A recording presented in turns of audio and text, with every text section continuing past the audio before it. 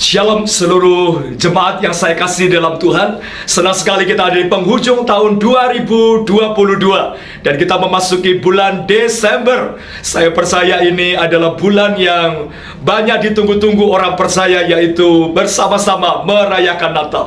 Ada hal yang menarik dalam seputar Natal, yaitu ketika gembala-gembala didatangi oleh malaikat Tuhan dan mereka bersukacita.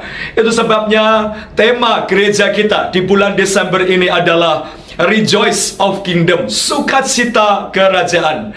Dan hari ini saya akan bicara tentang sukacita itu, di mana sukacita yang sesungguhnya bukan dipengaruhi dari apa yang kita alami, kita terima, atau di sekitar kita, tetapi dalam hati kita karena ada Yesus yang bersama-sama kita. Mari kita akan bersama-sama renungkan dalam kebenaran firman Tuhan di Lukas pasal 2 ayat 10-11, dan saya berharap ini bisa menjadi sharing kita di triparti kita masing-masing. Lukas pasal 2 ayat 10 sampai dengan ayat 11.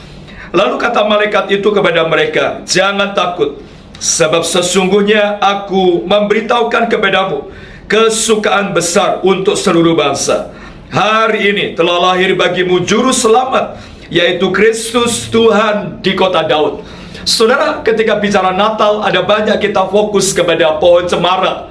Ketika kita bicara Natal, kita fokus kepada ornamen-ornamen Natal seperti hiasan di pohon cemara, dan juga mungkin baju baru, hal-hal yang kita selalu siapkan, dekorasi gereja, persiapan acara-acara. Saya rasa juga itu itu baik. Tapi saudara jangan pernah lupa bahwa esensi Natal itu bukan bicara tentang ornamennya, tetapi pribadi yang lahir ke dunia.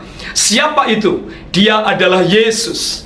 Mari perhatikan peristiwa yang terjadi di dalam Injil Lukas pasal 2, di mana gembala-gembala ketika sedang menggembalakan domba, tiba-tiba ada malaikat datang menjumpai mereka. Suasana yang gelap menjadi terang karena ada malaikat Tuhan yang datang dan menyampaikan sebuah kabar. Kabar yang mungkin mereka sudah lama tunggu, kabar yang mungkin sudah pernah dinubuatkan, dan ada banyak orang Yahudi sedang menunggu kabar itu. Nah, apa isi dari kabar itu?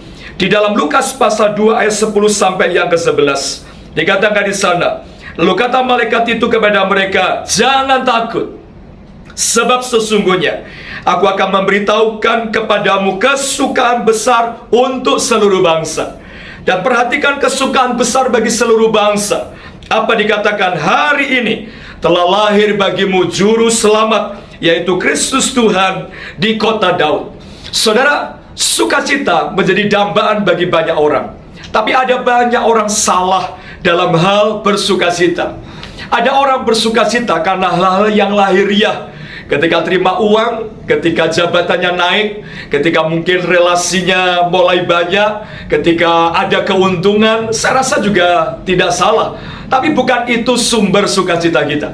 Sumber sukacita kita yang sesungguhnya adalah ketika Yesus dia lahir dalam hidup kita. Yesus tinggal di dalam hidup kita, dan itu sukacita yang terbesar. Sukacita yang terbesar bukan karena kita dilimpahi dengan berkat Tuhan. Tapi saudara, sukacita yang terbesar adalah waktu Yesus tinggal di dalam hidup kita. Peristiwa ini perlu direnungkan, di mana peristiwa Yesus yang lahir di kandang yang hina. Dan itu berita yang disampaikan oleh para malaikat Tuhan kepada gembala-gembala. Dan saudara, gembala menyambut dengan penuh sukacita. Dan mereka akhirnya berjumpa dengan seorang bayi yang dibungkus dengan lampin dan dibaringkan di dalam palungan. Pertanyaan sederhana adalah bagaimana supaya senantiasa mengalami sukacita yang sejati? Yang pertama, hidup kita harus fokus kepada Yesus. Mari perhatikan baik-baik. Ketika gembala-gembala itu terima pesan dari malaikat itu, mereka tidak fokus kepada yang lain. Memang ketika itu mereka sedang menggembalakan, tapi mereka mulai fokus kepada bayi yang lahir di Bethlehem. Mereka mulai berbicara satu dengan yang lain dan menuju ke Bethlehem. Untuk apa? Untuk berjumpa dengan bayi yang sudah disampaikan oleh malaikat tadi. Dan akhirnya mereka menemukan. Saudara, kalau kita mau mengalami sukacita yang sejati, Sukacita yang bukan karena kita hal-hal jasmani. Maka yang pertama, hidup kita harus fokus kepada Yesus. Kenapa? Karena Yesus sumber segala-galanya. Bicara berkat, Yesus sumber segalanya. Bicara sakit, Yesus sumber menyembuhkan. Bicara putus asa, Yesus sumber pengharapan kita semua. Jadi saya berpesan, kalau Anda semua mau mengalami sukacita yang sejati, mari yang pertama berfokus kepada Yesus. Yang kedua, hidup percaya kepada kebenaran firman Tuhan. Mari perhatikan ketika gembala-gembala tadi sudah menerima pesan dari malaikat, dan mereka memang wajar kalau takut. Makanya pesan yang pertama yang disampaikan oleh malaikat Tuhan adalah jangan takut.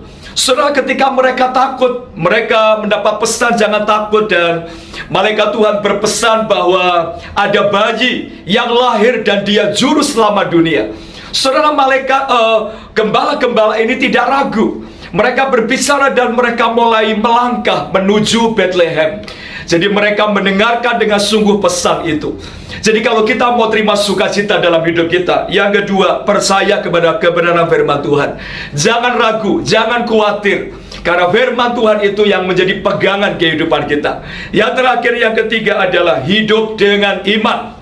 Ketika gembala-gembala itu menerima pesan dari malaikat itu, mereka melangkah dengan iman. Meskipun mungkin ada banyak pertanyaan di dalam pikiran mereka. Apa ini iya, apa ini betul, kira-kira ini halusinasi atau tidak. Tapi mereka melangkah dengan iman.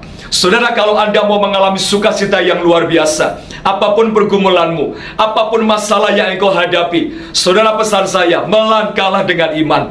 Akhiri tahun ini dengan penuh semangat.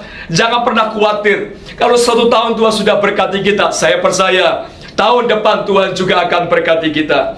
Dan di dalam sharing triparti kita, ada dua hal yang kita perlu sharingkan. Yang pertama, mengapa kita sering hilang sukacita kita ketika mengalami problem, mengalami masalah. Yang kedua adalah bagaimana selalu menjaga hidup penuh sukacita.